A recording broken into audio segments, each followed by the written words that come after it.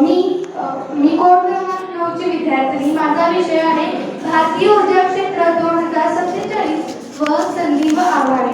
स्वातंत्र्याचे शतक व ध्येय. आपल्या लक्षात येते की 2047 ला आपल्या भारताला 100 वर्षे पूर्ण होतात. तसेच आपल्या स्वातंत्र्याचे शतक ध्येय आहे ऊर्जा स्वातंत्र्य.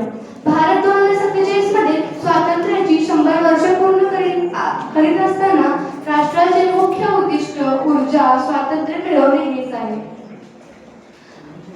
2047 चे ऊर्जा ध्येय. ऊर्जा स्वावलंबता. 2047 पर्यंत भारताची ऊर्जा गरज मोठ्या प्रमाणात स्वदेशी स्रोतांमधून पूर्ण करणे आहे. तसेच आयात अवलंबित्व कमी करून ऊर्जाची सुरक्षता जास्त करणे आहे. पर्यावरणपूरक विकास. आर्थिक वाढीसोबत स्वच्छ व कमी कार्बन वापरणे. आता आपल्या उद्योगधंदे तसेच वाहनातून कार्बन बहु प्रमाणात बाहेर पडतो. तेच आपल्याला पर्यावरणपूरक विकासासाठी कार्बन कमी करायला हवा व स्वच्छ प्रमाणात ऊर्जा वापरायला हवी. हरित तंत्रज्ञान आणि ऊर्जा बचतीला प्रोत्साहन द्यायला हवे. तसेच वाढती मागणी व विकास. औद्योगिकरण, शहरीकरण आणि डिजिटल अर्थव्यवस्थेमुळे ऊर्जा मागणी वाढणार. तसेच आपला भारत लोकसंख्येत 1 नंबरला आहे. तसेच त्यामुळे आपल्याला ऊर्जेची मागणी वाढणार. विश्वसनीय आणि परवडणारी वीज आवश्यक. सामान्य माणसालाही परवडणारी वीज आपल्याला बनवायला हवी. नेट झिरो ध्येय.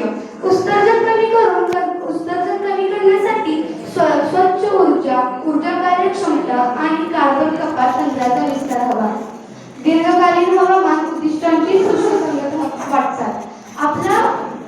आपलं हवामान स्वच्छ कसं चालावं आणि दीर्घकालीन टिकण्यासाठी आपल्याला सौर ऊर्जा व पवन ऊर्जा यांचा वापर करायला हवा. चला आता वळूया नाविन्यकरण ऊर्जा 2047 ची प्रमुख संधी. सौर व पवन ऊर्जा. भारताकडे मुबलक सौर प्रकाश तसेच पवन संसाधने आहेत. पहिलं, नवीकरणीय ऊर्जेमुळे आयातीस इंधनावरील अवलंबित्व कमी. प्रदूषण व कार्बन उत्सर्जनात घट. ग्रामीण व दुर्गम भागात ऊर्जा उपलब्ध. ग्रामीण व दुर्गम भागात ऊर्जा उपलब्ध करण्यासाठी ज्या ठिकाणी झाडे उगवणार नाही त्या ठिकाणी वायू आहे, सूर्यप्रकाश आहे, त्या ठिकाणी आपल्याला सौर पॅनल किंवा पवनचक्की अशा प्रकारे काहीतरी उभा केले तर तिथला भागही विकसित होईल आणि ऊर्जा उपलब्धही होईल. तसेच 500 गिगावॅट उद्दिष्ट. 2030 पर्यंत 500 गिगावॅट नवीकरणीय ऊर्जा क्षमतेकडे वाटचाल.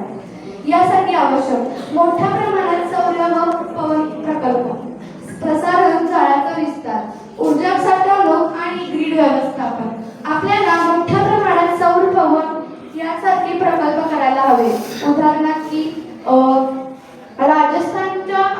राजस्थान येथे खूप प्रमाणात सूर्यप्रकाश पडतो, पण तेथे वाळवंट असल्यामुळे त्या सूर्यप्रकाशाचा वापर आपण सौर पॅनल लावल्यामुळे करू शकतो.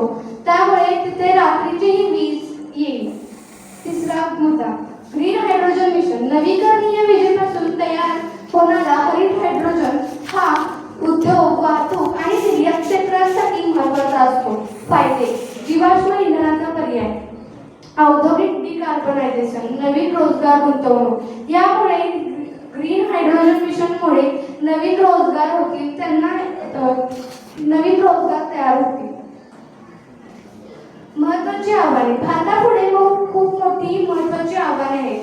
ऊर्जा कार्यक्षमता. ऊर्जेच्या कार्यक्षमतेचा वापर, ऊर्जा बचत उपकरणे आणि उद्योगांमध्ये कार्यक्षम तंत्रज्ञानाचा प्रसार करणे आहे. ग्रीड स्थिरता. पवन सौर ऊर्जेतील बदलत्या उत्पादनामुळे ग्रीड संतुलन, ऊर्जा साठवणूक आणि आधुनिक प्रसारण व्यवस्था मजबूत करावी लागेल. जसे की ग्रीड स्थिरता, आपला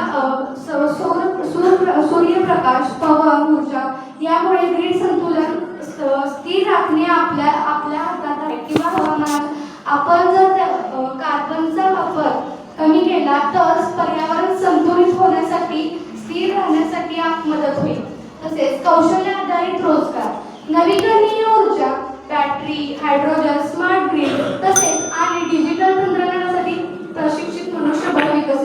आवश्यक. तसेच संशोधन व विकास, स्वदेशी तंत्रज्ञान, ऊर्जा साठवणूक, स्मार्ट उपकरणे आणि कमी हायड्रोजन तंत्रज्ञानासाठी R&D मध्ये गुंतवणूक वाढवणे गरजेचे आहे. R&D म्हणजे रिसोर्स अँड डेव्हलपमेंट. पुढील दिशा 2047 साठी कृती आराखडा. नवीकरणीय ऊर्जा, सौर पवन क्षमतेचे वेगाने विस्तार व्हायला हवा. तसेच स्मार्ट ग्रिड, डिजिटल नियंत्रण, प्रसारण व ऊर्जा साठवणूक व्हायला हवी. हरित हायड्रोजन, उद्योग व वाहतुकीचे डिकार्बनायझेशन. उद्योगातून व वाहतुकीतून खूप मोठ्या प्रमाणात कार्बन बाहेर पडतो, तो आपल्याला रोखायला हवा. पब्लिक प्रायव्हेट पार्टनरशिप PPP व गुंतवणूक, सार्वजनिक भागीदारी चालना. जसे की आता MIDC मध्ये जर सूर्य 3-4 लहान व्यवसायांनी जर एकत्र मिळून सौर पॅनल उभा केले तर त्यांना त्या तिघांनाही वीज मिळेल. तसेच कौशल्य व नवकल्पना, R&D, प्रशिक्षित मनुष्यबळ.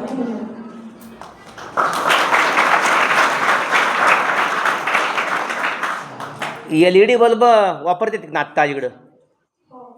मग LEDचा लॉंग फॉर्म काय? त्याला लॉंग फॉर्म आहेच की LED. बरं कशासाठी वापरतात ते आत्ता? का वापरतात ते? प्रकाश मिळायला हवा.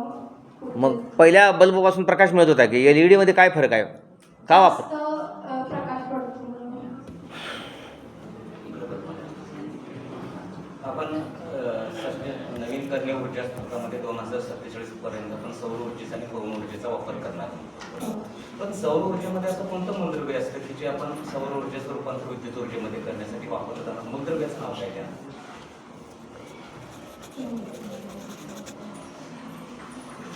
ठीक आहे, चला.